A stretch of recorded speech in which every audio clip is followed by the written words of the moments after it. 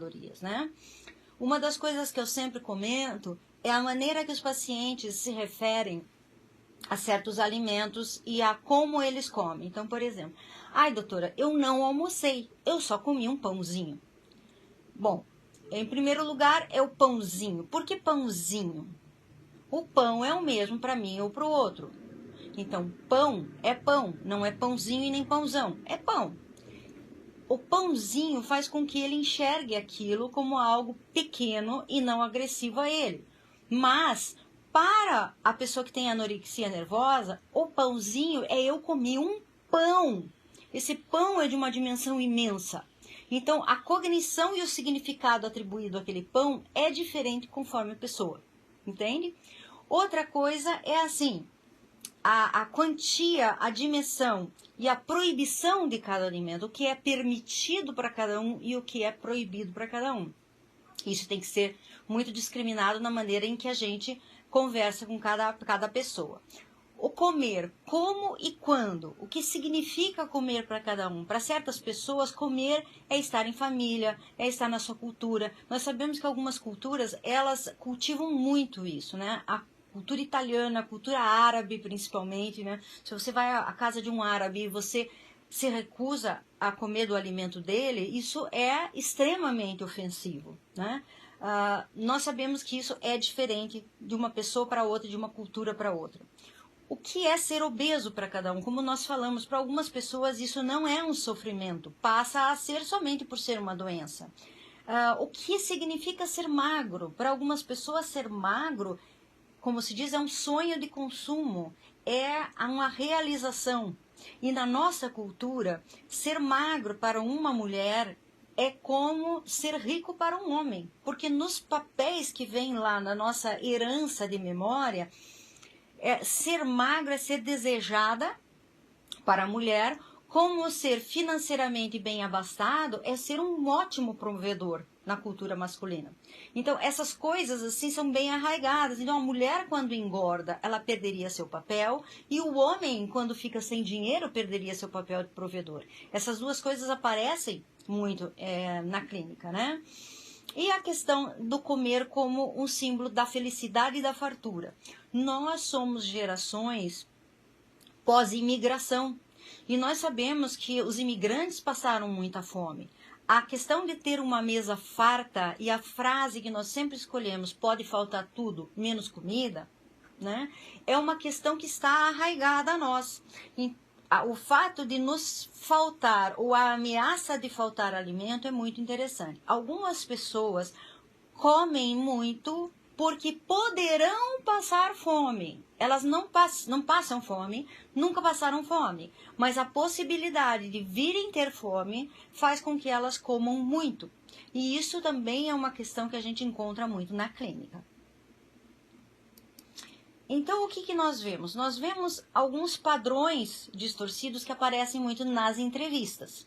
Então, por exemplo, eu sou muito ansioso, psicólogo não funciona, dieta não funciona comigo, eu como menos do que as outras pessoas, pode ver, todo mundo diz que eu como muito menos, eu sou gordo, não sei porquê, se eu emagrecer eu vou ser feliz, não adianta, nada comigo funciona, que é aquela ideia de que eu tenho um defeito.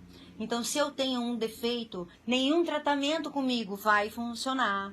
Consequentemente, será que esse tratamento, no caso aqui, a cirurgia, vai funcionar comigo? Eu tenho medo que não funcione comigo, porque o defeito é em mim, né?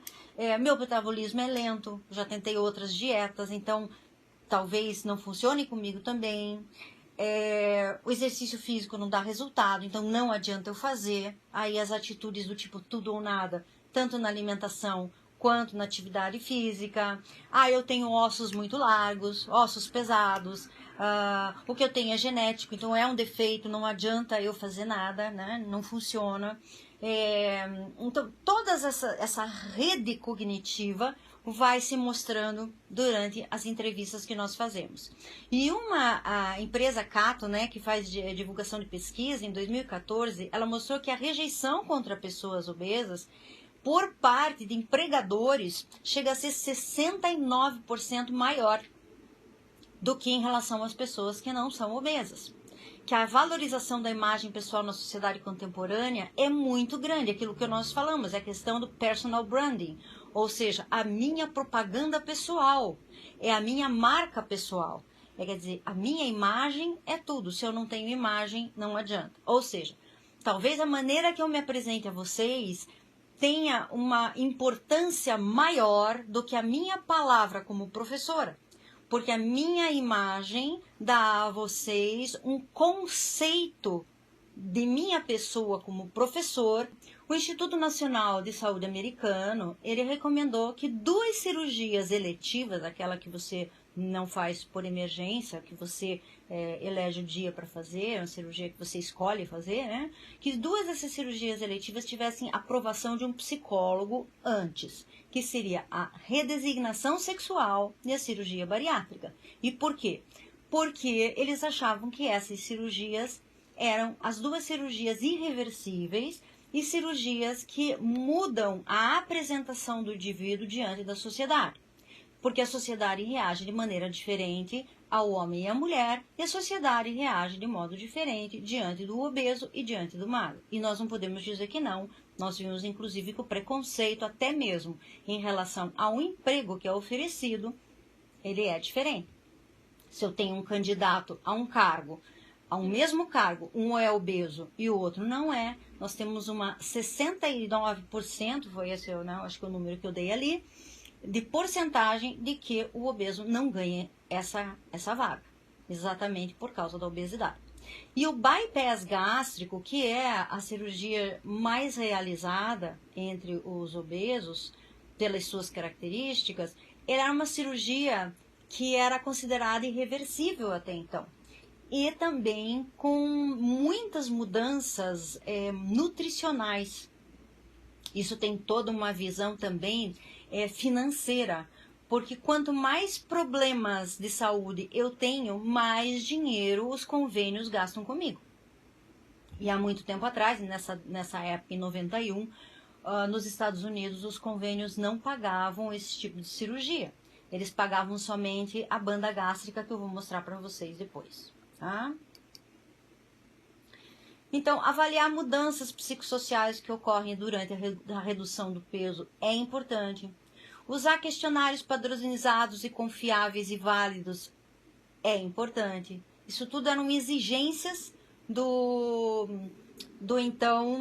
da organização que era o Instituto de Saúde Nacional, né? Que é o Instituto Americano, que desenvolveu esse consenso em março de 91.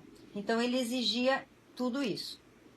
Exigia também que se fizessem entrevistas estruturadas, que deviam ser desenvolvidas para avaliar as expectativas do paciente sobre as mudanças que ele queria ter com a cirurgia, como eu falei antes, né? Por exemplo, mulheres que queriam engravidar, então faziam uma cirurgia com essa expectativa. Pessoas que queriam, por exemplo, recuperar seus casamentos, pessoas que queriam ter a expectativa apenas de recuperar a carreira de modelos, ou tinham a expectativa de resolver uma doença, que muitas vezes pode não ser resolvida. As mudanças psicossociais que realmente experimentam durante a perda de peso, o processo de manutenção de peso, tudo isso tem que ser avaliado numa entrevista pré-operatória em cirurgia bariátrica.